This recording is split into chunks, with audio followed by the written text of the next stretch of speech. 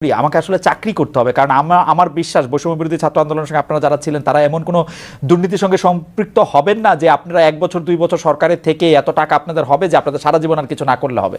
আপনাদের আসলে আপনি আমি যারা যারা একই ধরনের পরিবার থেকে আসছি, আমাদের আসলে পরিবারটি বয়ে নিয়ে যাওয়ার জন্য আমাদের কাজ করতে হবে কোনো না কোনো কাজের সাথে। সেটা আপনি কীভাবে করবেন মনে করেন যে, বা আপনার পরিকল্পনাটা কি আসলে, মানে এটা তো আপনাকে ভাবতে হবে, মানে আপনি কি ভাবছেন সেরকম?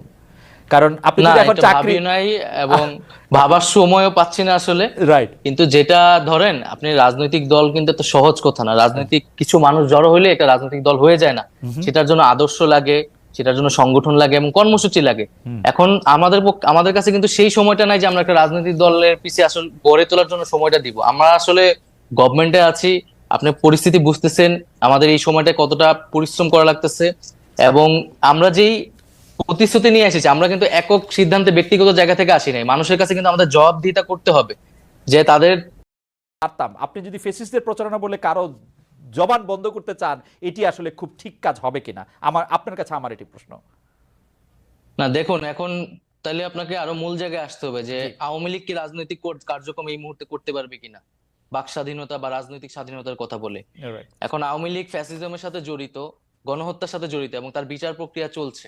তো ফ্যাসিজমের সাথে যেহেতু তারা জড়িত এবং বিচার প্রক্রিয়া চলছে, এই মুহূর্তে আমরা বলেছি যে তার রাজনীতি করার সুযোগ নেই। তা আওয়ামী লীগ দল হিসেবে যেহেতু তার রাজনীতি করার সুযোগ নেই, তার আদর্শ প্রচারণা করাও আসলে সুযোগ নেই। তো সেই জায়গা থেকেই না, সেটি সেটি সেটি সেটি আপনাদের সিদ্ধান্ত। আওয়ামী লীগ যেমন মানে তার সরকারের নির্বাহী সিদ্ধান্তে সে জামাত ইসলামের রাজনীতি নিষিদ্ধ করেছিল, আপনারাও সেটি করতে পারেন, কিন্তু সেটি আপনার মুখে বলছেন কেন? আওয়ামী লীগের রাজনীতি নিষিদ্ধ ঘোষণা করেন, এটা আপনার মুখের কথা। তো এটি একটি কেমন কেমন মনে হয় যে এটি মানে একটা প্রত্যেকটা জিনিসের একটা ইয়া আছে না, আপনি তো নিষিদ্ধ করতেই পারেন ইচ্ছা করলে। সেটিকে আপনি ট্রাই করেছেন বা করছেন আপনারা? যে আপনি বলছেন যে আওয়ামী লীগ রাজনীতি করতে পারবে না, কিন্তু সেটি আপনারা রাষ্ট্রীয়ভাবে সিদ্ধান্ত নেন, সরকারিভাবে সিদ্ধান্ত নেন যে আওয়ামী লীগ রাজনীতি করতে পারবে না। Wasn't it better? মানে না, আমরা তো সেটি সরকারের জায়গা থেকে এককভাবে সিদ্ধান্ত নিতে চাই না। আমরা কথাটি বলছি, আমরা আমরা এখন যে কোনো সিদ্ধান্ত বা এই ধরনের জাতীয় সিদ্ধান্তের ক্ষেত্রে রাজনৈতিক ঐক্যমতকে সবচেয়ে গুরুত্ব দিচ্ছি।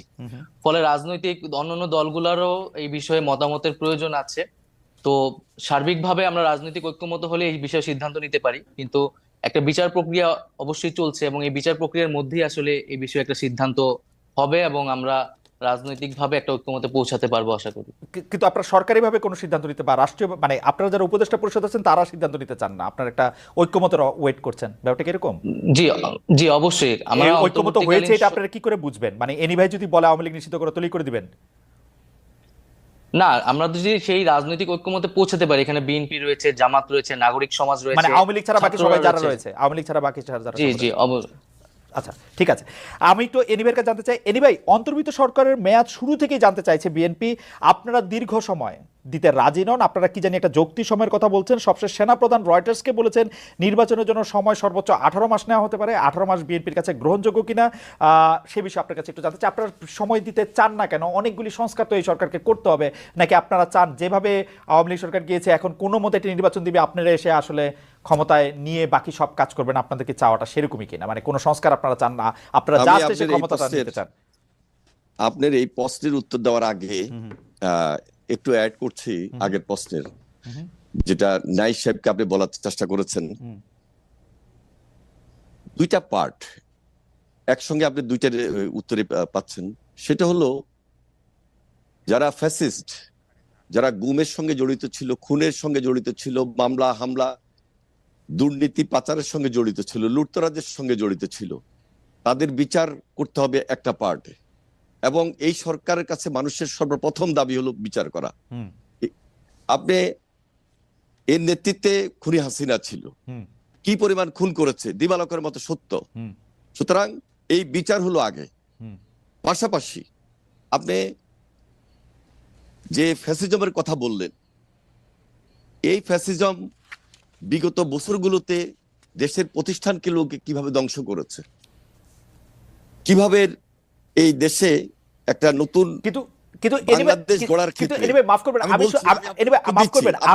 আমি শুধু এই কথাই বলছি যে আপনার তো বিচারের দাবিটা করার জন্য, বিচারটা করার জন্য ওদের তো সময় লাগবে, কিন্তু আপনার শুরু থেকেই তো এই সরকার কেন না সময় লাগবে না। আমি তো বলি নাই যে আমি 3 মাসের মধ্যেই নির্বাচন দিতে হবে, আমি তো বলি নাই একেবারে 7 মাসের মধ্যেই নির্বাচন দিতে হবে। ওনারা বলছেন যে আমরা একটা কথা বলছি যৌক্তিক সময়ের মধ্যে, এবং এই যৌক্তিক সময়ের মধ্যে ওনারা 6টা সংস্কারের যে কমিশন গঠন করেছেন সেগুলো সংস্কার করবেন, কিন্তু সেই সংস্কারটা যদি দ্রুত সময় হয় এবং যদি ভোটারের কাজ এট এ টাইম চলতে থাকে, কারণ দেশ তো একটা বিশাল দেশ, এই দেশের অনেকগুলা প্রশাসনিক ইনস্টিটিউট আছে, যার যার কাজ শেষে করবে, একসঙ্গে কিন্তু অনেকগুলা কাজ হতে পারে।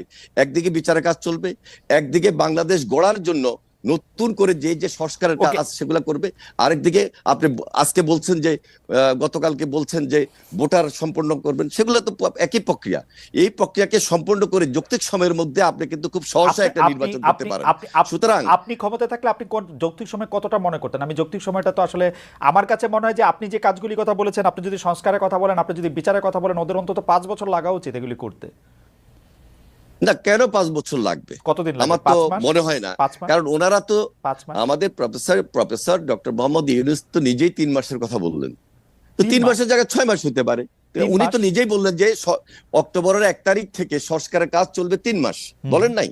অক্টোবর, নভেম্বর, ডিসেম্বর, এরপরে 3 মাসের জায়গায় যদি 6 মাস, অসুবিধা তো নাই। কিন্তু ওনার কথা অনুযায়ী আমরা যদি আরো 3 মাস বৃদ্ধি করি, তাহলে তো 1 বছরের ভিতরেই সুন্দর একটা নির্বাচন করা সম্ভব। তাও যদি না হয়, সেটার জন্য কি আমরা খুব বিরাগ হব? কিন্তু আমরা এই দেশটাকে গড়তে চাই, একসঙ্গে গড়তে চাই। এই ফ্যাসিবাদের বিরুদ্ধে আমরা লড়াই করে, সংগ্রাম করে, আমরা কষ্ট করেছি, শ্রম দিয়েছি, আমাদের নেতাকর্মীরা গুমের শিকার হয়েছে, খুনের শিকার হয়েছে। আমরা দেশ গড়ার জন্য সবাই মিলে একত্রিত হয়ে করব। এখানে বৈষম্য বিরোধী এবং রাজনৈতিক দলকে আলাদা করার কোনো সুযোগ নেই, এই সরকারকে আলাদা করার সুযোগ নেই। এই সরকারকে সর্বাত্মক সহযোগিতা করব, কারণ এই সরকার যদি কোনোভাবে ফেল করে, বাংলাদেশ ফেল করবে। আমরা বাংলাদেশকে ফেল করতে দিতে যাব না এবং দিতে চাই না। সেটা সময় যতদিনই লাগুক। কিন্তু আপনাদের বক্তব্য শুনে মনে হয় না যে আপনারা প্রায়ই এই সরকারকে একটু হুমকি দেন, একটু এটা বলেন, এমন কি এই নির্বাচনের প্রশ্নে না কেমন জানি আপনারা একটু এরকম বলেন? এমনকি আমি আপনাদের এটা কেউ যদি তার ব্যক্তিগতভাবে চিন্তা করে থাকেন তা হতে পারে, কিন্তু আমরা সব ক্ষেত্রে এই সরকারকে সর্বাত্মক সহযোগিতা করব, কারণ প্রফেসর ডক্টর মোহাম্মদ ইউনূসকে এই দেশের মানুষ নির্বাচনের জন্য একটা যৌক্তিক সম্মান দিতে পারে না। আমরা সম্মান দিতে চাই এবং তার নেতৃত্বে আমরা এই রাষ্ট্রটাকে নতুন ভাবে গড়তে চাই, এবং সেটা তিনি একটা গণতান্ত্রিক পন্থায় ব্যবস্থা আমাদেরকে নিয়ে যাবেন, দেশকে নিয়ে যাবেন, সেই জন্য সর্বাত্মক সহযোগিতা আমরা করব। এবং খুব রিসেন্টলি আপনারা তারেক রহমান সাহেবের বক্তব্য শুনেছেন, এবং সেই বক্তব্যের ধারাবাহিকতা আমরা রক্ষা করে এই সরকারকে সর্বাত্মক সহযোগিতা মানে আপনাদের আসলে ক্ষমতায় এসে বসে পড়া বা এক্ষুনি ক্ষমতা শুরু করার এরকম কোনো তাড়া নাই আপনাদের? না, এত চাপ হওয়ার কিছু নাই তো। আমরা যে কালকেই ক্ষমতায় চলে গিয়ে একেবারে বক্তব্য শুনে আমার জড়িত হবে ইনশাআল্লাহ। এনি ভাই, আপনাদের বক্তব্য শুনে যে আমার মনে হইতো যে আপনারা খুব মানে আপনারা কিছুটা অস্থির, অধৈর্য হয়ে উঠছেন। এটা কোনো অস্থির না, কোনো অস্থির না। আপনারা যথেষ্ট পরিমাণ সময় দিবেন তো? আমরা ওনারা যে সংস্কারের কাজ নিয়েছেন, একদিকে বিচারের কাজ হবে, বিচার আগে দেখতে চাই, পাশাপাশি সংস্কার করে একটা গণতান্ত্রিক পন্থায় জনগণের সরকার প্রতিষ্ঠিত করবেন। এখানে তাড়াহুড়ার কিছু নাই। আর আমরা লুটপাটের জন্য বিএনপি ক্ষমতা আসবে আর বিএনপি ক্ষমতা আসার জন্য আমরা আন্দোলন করছি তা নয়, এই দেশটাকে রক্ষা করার জন্য আমরা আন্দোলন করছি। আমাদের একজন দর্শক বলছেন যে তারা কেন থাকবে, বিএনপি তো অলরেডি ইন পাওয়ার। যদি লুটপাট বা দুর্নীতির কথা বলি তাহলে তারা তো তাদেরটা করতেই পারতেছে। ব্যাপারটা কি এরকম? এনি ভাই, কেন এরকম হবে?